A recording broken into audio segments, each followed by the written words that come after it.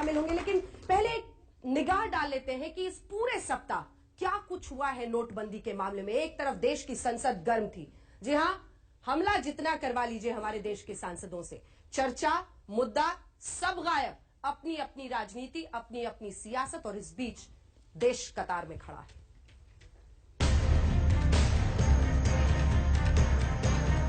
ऐसे वक्त में जब देश की जनता कैश के लिए कतार में खड़ी है, कैश की किल्लत है और 2000 को पा लेने के लिए कोहराम मचा है, ऐसे ही वक्त में ऑल इंडिया मजलिस-ए-इत्तेहादुल मुसलमीन के सांसद असदुद्दीन ओवैसी ने नोटबंदी से पैदा हुई परेशानी पर मजहब का रंग चढ़ा दिया। कितने क्रेडिट कार्ड है हिंदुस्तान में? 2 करोड़। चैलेंज के साथ कह रहा हूं, मुसलमानों के पास 1%, 2% भी नहीं होंगे, दलितों के पास नहीं होंगे। हमारे मुस्लिम इलाकों में बैंक नहीं खोलते, बैंक खोलते तो रेड जोन करार देते, लोन नहीं मिलता। एटीएम लगाते तो एटीएम में पैसा नहीं आ रहा हमारे इलाकों में। नए नए इलाकों में एटीएम में पैसा आता है, हमारे पास पैसा नहीं आता। मगर ओवैसी की बात को सरकार के नुमाइंदों ने सिरे से खारिज कर दिया।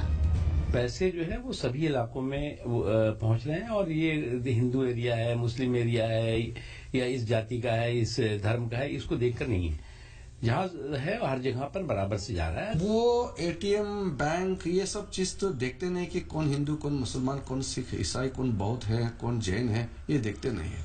सरकार ने जब एक बार कह दिया कि सबके साथ सबका विकास, उसके बाद तो हमारा जो जहन में है, हमारे विचार में, हमारे सोच में कौन किस समुदाय से ये मतलब नहीं करता है, सारा हिंदुस्तानी है, सबके लिए काम करना है। हमारे मुस्लिम, ये सियासत की शब्दावली है, जानते हैं लोग, मगर मुस्लिम इलाकों में रहने वाले लोग ओवैसी की बातों से कितना इत्तेफाक रखते हैं, इसकी पड़ताल आज तक संवाददाताओं ने शहर शहर की। सबसे पहले दिल्ली के मुस्लिम इलाकों में हालात देखिए। मुझे लगता है पूरे देश के हाल एक जैसे ही हैं, और यदि हम समानता करेंगे तो ग्रामीण इलाकों में मुझे लगता है, जो मैं मीडिया रिपोर्ट देख रहा हूँ, वहाँ ज्यादा हालात खराब हैं। एक ये है, एक उधर 7 नंबर गेट के सामने है, इनमें ही पैसा डलता है, बाकी ना अबुल फजल में डलता है, ना जाकिर नगर में डलता है, ना शाहीन बाग में डलता है। ये परेशानी तो है यहाँ। हमने लखनऊ में लोगों से बात की।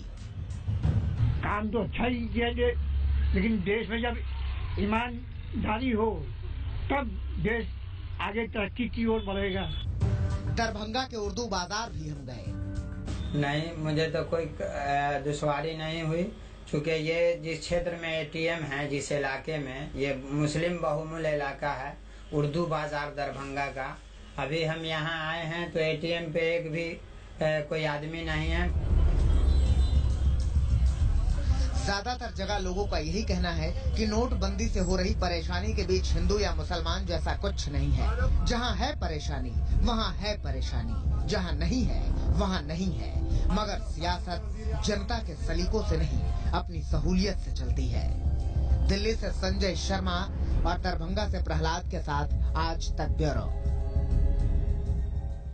तो आइए अब सवाल दागने शुरू करते हैं, और सबसे पहला सवाल मेरा ओवैसी साहब आप ही से है। चाहेंगे कि आप सबूत के आधार पर देश को समझाएं ये जो आपने कह दिया, और ईद का दिन चुना था साहब, नजर कहां थी? नहीं, अब ईद का दिन तो नहीं था, हर आदमी परेशान था। देखिए, आप इसको सियासत कह रहे हैं, मैं आपसे कह रहा हूं कि जनधन अकाउंट खुलने के बाद रिजर्व बैंक ऑफ इंडिया ने दीपक मोहंती की रिपोर्ट को जारी किया। रिजर्व बैंक ऑफ इंडिया ने committee on medium term path और फाइनेंशियल इंक्लूजन को जारी किया। ये दोनों रिपोर्ट ये कहते हैं कि मुसलमानों की आधी आबादी भी बैंक से जुड़ी हुई नहीं है। ये दोनों रिपोर्ट ये कहते हैं कि 3% मुसलमान बैंक से जुड़ा हुआ है, और ये भी इस बात को मानते हैं कि मुस्लिम इलाकों में बैंक्स नहीं है और लोन नहीं मिलता। वर्ल्ड बैंक सीजीएपी की रिपोर्ट ये कहती है कि हिंदुस्तान में 65% घराने बैंक से जुड़े हुए हैं, मुसलमानों के सिर्फ 50% जुड़े हुए हैं। सेंसस 2011 का डेटा देख लीजिए आप, जो कहता है कि 85% जो मुस्लिम जिले हैं उसमें 95% अडल्ट पॉपुलेशन बैंक से जुड़ा हुआ नहीं है, यानी अकाउंट भी नहीं है, अगर है तो लोन नहीं मिलता, एटीएम नहीं है। मैंने और एमएसएमई मिनिस्ट्री का वो भी डेटा है। ये 5-6 चीजें हमारे सामने हैं।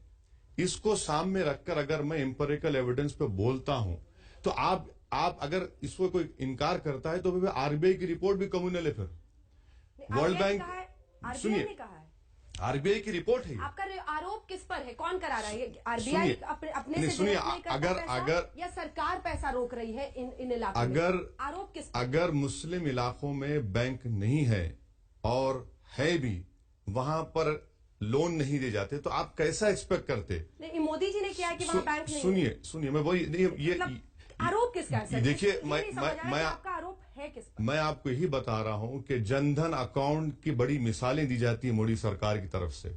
जनधन अकाउंट के खुलने के बाद की रिपोर्ट है। आखिरी बात यह है कि हर बैंक का एक चेस्ट होता है, वो चेस्ट से पूरे एटीएम्स को पैसा जाता है।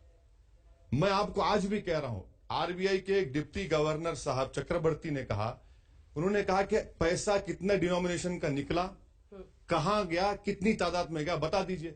मैं भी यही कह रहा हूं कि जो चेस्ट से पैसा जाता है वो हाई वैल्यू डिपॉजिट्स जिस बैंक में होते हैं वहां एटीएम में जाता है, और मार्जिनलाइज एरिया या दलित मुसलमान को जो वहां तक आज अब तक उसमें पैसा नहीं पड़ता है। इसीलिए मिसाल के तौर पर दिल्ली में जामा मस्जिद के लोग कनॉट पैलेस को आते हैं, ओखला के लोग कोई और जगह पे जाते हैं, हैदराबाद में एक बहुत मशहूर इलाका है पंजागुट्टा, वहां पर पूरे हुजूम लगा हुआ है। आप दूसरे मार्जिनल एरिया में जाइए, नहीं आता है। तो ये बराबर हो रहा है। आरोप किस पे नहीं समझ? इससे पहले कि मैं उनको बैंक बदमाशी कर रहा है, आरबीआई की तरफ से बदमाशी है या सरकार? ये देखिए, आपकी उंगली है किसकी तरफ? सरकार की जिम्मेदारी है, क्योंकि सरकार में ही एक प्राइम मिनिस्टर 15 पॉइंट प्रोग्राम है माइनॉरिटीज के लिए, फाइनेंस मिनिस्ट्री में एक प्रोग्राम है। तो सरकार की जिम्मेदारी है कि भाई जो खास तौर से मुसलमान और दलित जो कैश इकोनॉमी में डील करते उनके लिए तो बहुत जरूरी है। आज आप वहीं पर ही नहीं पहुंचा रहे हैं, जहां जरूरी है वहां नहीं पहुंचा रहे, नजर आपकी कहीं और है। गीता हूं मैं, कुरान हूं मैं, गीता हूं मैं, कुरान हूं मैं, मुझे पढ़ इंसान हूं मैं।